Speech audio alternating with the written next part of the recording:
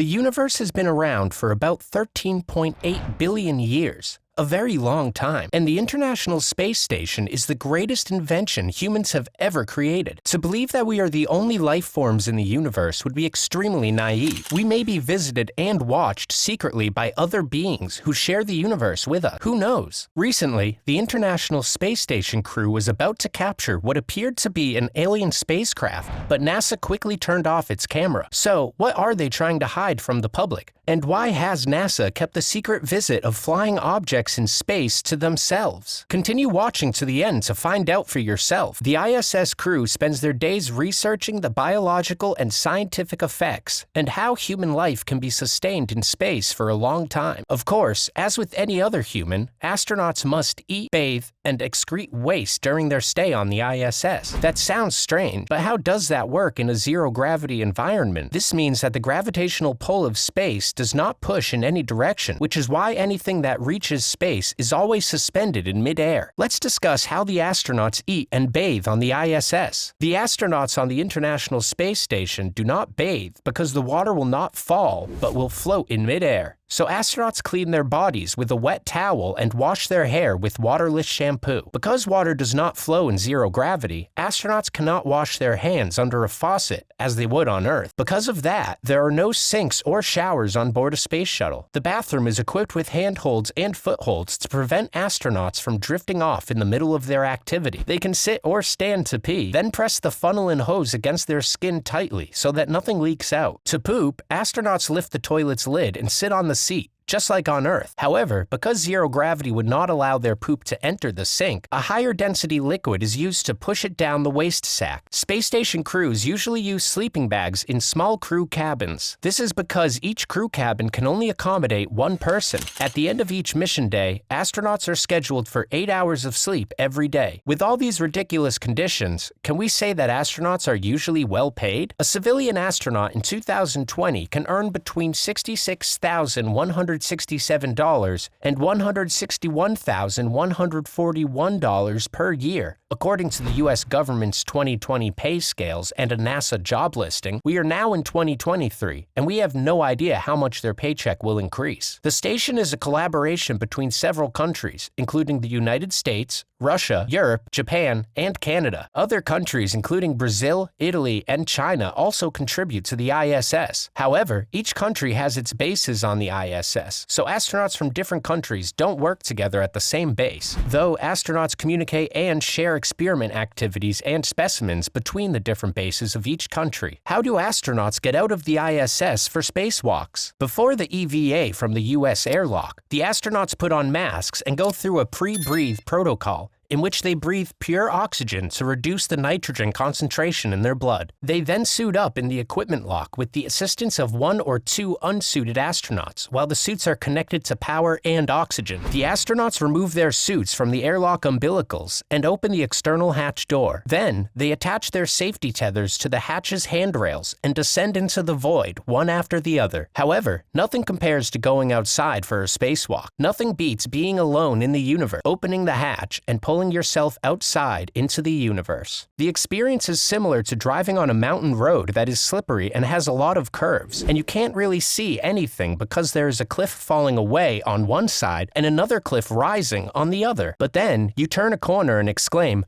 "Oh, wow!" And there in front of you is the entire valley of the universe. If you're asking if astronauts can go outside the ISS, what it takes to get that approved, it doesn't work that way. But, unfortunately, spacewalks or EVA are mission-critical activities. They are only done to fulfill a mission requirement. For example, something needs to be installed or removed, or it needs to be repaired. These are the only reasons to engage in EVA. It is too costly, resource-intensive, and dangerous to do for reasons other than mission necessity. The usual process for planning a spacewalk begins roughly 8 weeks. However, that schedule can be reduced to less than 2 weeks for a specific set of well-defined contingencies. First, we must must determine what tasks we require the crew to perform, how they will perform those tasks, what tools they will require, and what potential safety activities must be performed. What will the crew's translational path be, and whether or not new procedures will be adopted. This frequently includes having astronauts practice the planned activity in the pool to identify risks and complexity. Before spacewalks can be approved, several factors must be considered. The first is environmental factors. A thermal analysis of the worksite is required to understand the environment the crew members will be exposed to. In addition, the length of the ISS's day and night cycle varies depending on the beta angle. Therefore, scheduling EVA during the long day is more efficient. The next factor is suit preparation. No maintenance crew is on board to keep the suits and tools in good working condition. Hence, the crew must perform their tasks while inspecting their suits and tools to ensure that they are fully functional. For instance, the spacesuit's batteries must be charged before the EVA. During non-use, the batteries are kept discharged. This reduces stress on the electrode separator system and increases its lifetime. The next factor is pre-breath. The pressure inside the suit is much lower than normal air pressure. If the pressure of nitrogen in the blood is higher than the pressure of the air around it, nitrogen bubbles can form and spread through the blood and tissues of the body. This is called decompression sickness, which can cause various symptoms, from joint pain to seizures. Before going on a spacewalk, astronauts need to spend some time breathing pure oxygen to get rid of any nitrogen in their blood. Let's now discuss more the objects seen flying toward the ISS, which NASA tried very hard to cover up. NASA has been accused of turning off the cameras of the International Space Station during live streaming when the camera showed something the space agency doesn't want you to see. NASA is the only place that can talk about strange things that did not come from Earth, but people have thought that the agency edits the information it gives to the public. For example, a recent skirmish made UFO fans think that NASA messed with a live broadcast. A video clip shows an object entering the Earth's atmosphere. Then, suddenly, NASA's live feed from the International Space Station cuts off the view. In the video UFO Hunter StreetCap 1 posted on YouTube, the bright object is seen coming down towards Earth. Then, the feed stops. But this doesn't stop the flow of information about one of the most controversial topics ever. No matter what NASA wants to do, it makes people more curious about UFOs because they want to know what the government is trying to hide from them. For instance, UFO Hunter says it saw 10 UFOs during NASA's live stream from the ISS. A man named Jeff saw 10 unknown objects hovering around the International Space Station while he was watching NASA's live feed. Jeff put up a picture of the visual from when the ISS was over the South Atlantic.